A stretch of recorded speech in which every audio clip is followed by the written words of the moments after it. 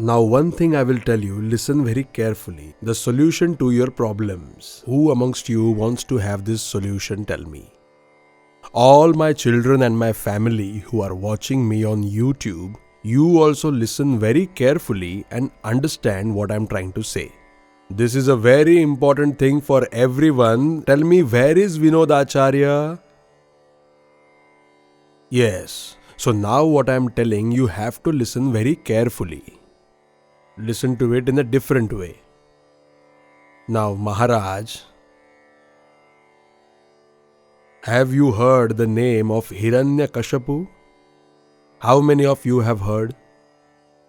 Who killed Hiranyakashipu? Say it loudly. Lord Narsimha came from the Vaikuntha. Hiranyakashipu used to stay in the Rakshas Lok, right? Hiranyakashipu used to stay in the world of monsters. Lord appeared in the Vishnu pillar inside Vaikuntha. Now you see, earlier, happiness used to reside in one place and sadness used to reside in another. Two different worlds. Just like Kans. Just like a monster. Firstly, let me tell you guys the ancient tale of Treta Yuga.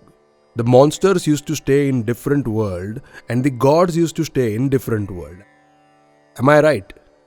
So the sadness used to reside differently. Whenever it had to come, it used to come and used to bring trouble. The monsters used to fight gods. Only then the gods used to have trouble. Otherwise they used to stay happily.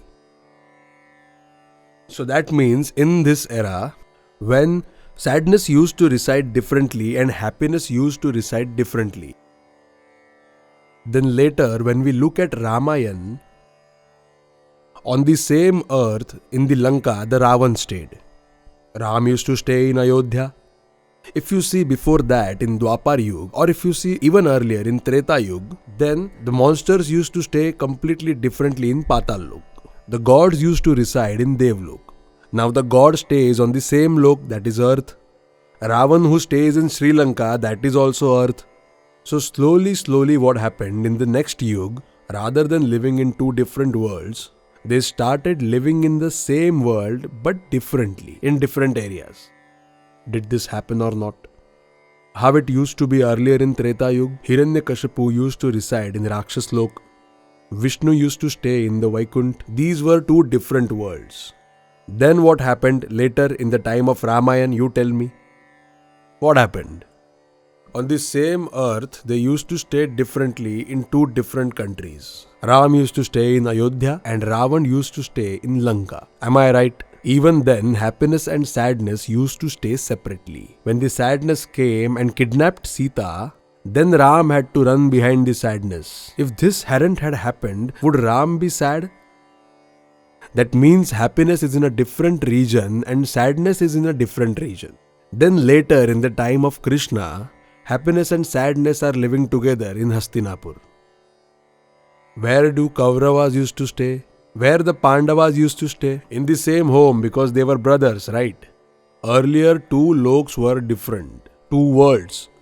The monsters' world was different and the gods' world was different. Both were living on two different worlds. Then on the earth, happiness and sadness used to stay separately but in two different regions. Then as the time of Krishna arrived, good and bad people were living in the same house together. The Kauravas are living in the same house as the Pandavas were living. Now it is Kali Yuga Maharaj, so I would like to tell you where the happiness and sadness resides. Earlier in the time of Hiranyakashipu, how the happiness and sadness used to stay? By now you must have understood, so I am asking. In the time of Hiranyakashipu, how the good and bad used to stay? In two different worlds. Then later in the time of Ram, in two different regions. Then later in the time of Krishna, Pandavas and Kauravas in two different houses. So why are we so sad right now? Is any Hiranyakashipu causing trouble to you? Is there any Ravan who is running behind you to kidnap you? Has any of the Kauravas captured your house? So now in Kali Yuga, two worlds are not different, two regions are not different, Two houses are not different. Goodness and badness are staying in the same person, taking turns one by one. A man is inherently good, but when he will turn bad, there is no guarantee to it. You will think that I thought this person is so good, that's why I connected with him. But today he showed what he actually is. Don't you say like that? How did this happen now?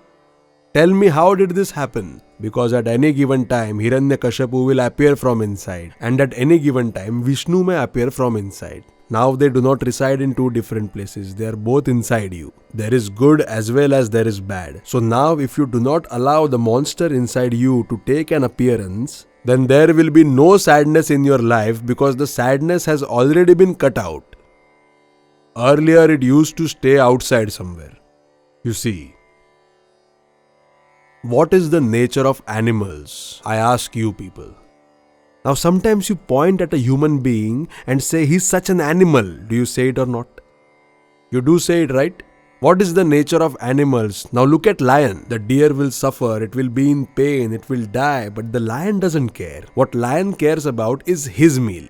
If you give pain to anyone for your own good, that is the nature of animal. Being in pain yourself, but loving the person who is sharing happiness is the nature of man. But being in pain yourself and still giving happiness to others is the nature of gods. How? Now you will ask me how. Please send this child to me, O mother. Will you come? Will you come to me, my child? Come. Come climb from those stairs. How does a human turn into an animal? What is the nature of men? Humans. Now we call everyone human beings, but do all humans have the humanly qualities? Do they? Go, stand there, child.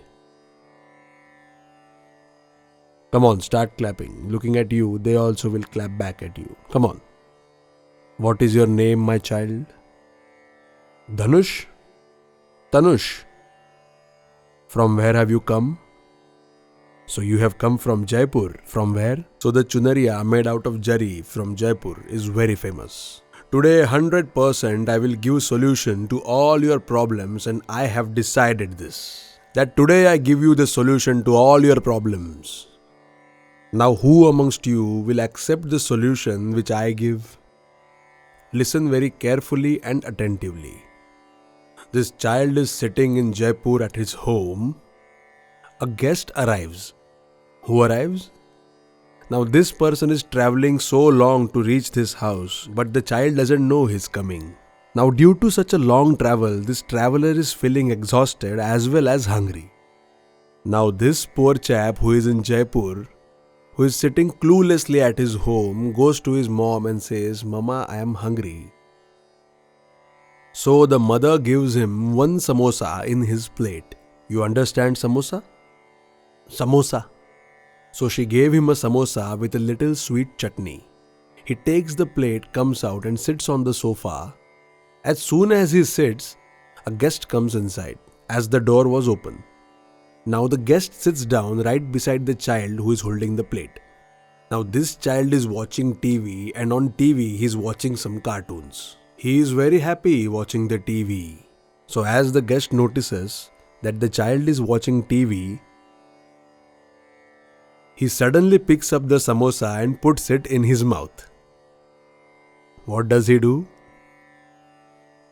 So, just as he turned his sight from the TV to the plate, he sees that now he's crying loudly. Now a grown man must have this knowledge that if I eat a child's meal, the child must feel sad. Am I correct? The person who doesn't think about others' happiness and only thinks about happiness of self, now that person may be in any form, but he is an animal. Only thinking about your own self. Nowadays people only think about themselves. You see, boys always run around girls. Now if the girl likes it or not, he doesn't care. If she says no, this person directly stabs her. This person stabs her. We see that in newspapers. A girl denies a proposal and gets stabbed. If the girl is loving you back, only then it is an actual love. If you are forcing yourself on her, then you are an animal. You cannot force yourself on anything in this world. Now you see, this child is having a samosa in his plate. What is he having? Now one man arrives. That man looks at his samosa in his plate. He sits beside him and asks him, "Are you eating a samosa? Will you have it?" "Yes, I will have it." The child gave the samosa with love and he had it. So when one eats at others' acceptance, this is human behavior. So the one who behaves accordingly is a human. Now a third person is having this samosa and coming from the inside, a small boy. Now he knows guests are sitting outside and this samosa is for the guests. The mother says, "Go, give this samosa to them." Now while accepting the samosa, if the guest asks you, "Have you eaten?" then it's God who has come to your house. That's why he's asking. If you are eating your own meal, then you are a human. If you are greedy for others' meal, then you are an animal. But if you are worried if others have eaten, then you are God. Now this person asks, "Brother, have you eaten?" The child says, "No, uncle, I have not yet eaten. If something is made in our house for the guests, if there are any leftovers, then only mother gives it to me. Otherwise, she doesn't. Because in our house, we don't have that kind of money," the child says to the guest. Immediately that person says to the child, "I can eat somewhere outside, but you eat this." If you are giving something that belongs to you to someone else, if you are sacrificing your happiness for the happiness of others, then that is a God in the form of human. All three of them are living inside one body. That is the reason we are talking about happiness and sadness so much these days. I am warning you. You always frequently raise your hand saying you are sad. Does God wants you to be unhappy? I am asking you seriously. Please understand what I am asking. Today is the day you are going to get solution to all your problems. Today I want none of you to go home having problems in your mind. I will solve all of them.